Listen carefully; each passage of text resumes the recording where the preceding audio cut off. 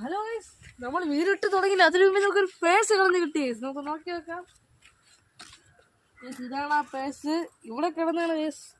എന്തിനാണ് എനിക്കറിയില്ലെങ്കിൽ ഈ വീട് ഇട്ട് തുടങ്ങി അതിനും എനിക്കൊരു പേഴ്സ് കളഞ്ഞിട്ട്, ഇന്നലെ എനിക്കൊരു വാച്ച് കളഞ്ഞിട്ട്, മെനങ്ങാൻ എനിക്കൊരു ഫോൺ കളഞ്ഞു കിട്ടി. ഇന്ന് എനിക്കൊരു പേഴ്സ് കളഞ്ഞ് കിട്ടിയിരിക്കുകയാണ് ഗൈസ്. ഇതിനകത്ത് പൈസ ഉണ്ടെന്ന് പറഞ്ഞുകൂടാ ഗൈസ്. പൈസയുണ്ട്. കണ്ടില്ല, 100-ന്റെ നോട്ടൊക്കെയാണ് കിടക്കുന്നത്. മൊത്തം 330 രൂപ ഉണ്ടെന്നാണ് തോന്നുന്നത്. 330 രൂപയാണുള്ളത്. പൈസ എനിക്ക് ലക്കടിച്ചിരിക്കുകയാണ്. എനിക്ക് ഇത്രയും പൈസ കൊണ്ട് എനിക്ക് എന്ത് വേണമെങ്കിലും ചെയ്യാം ഗൈസ്.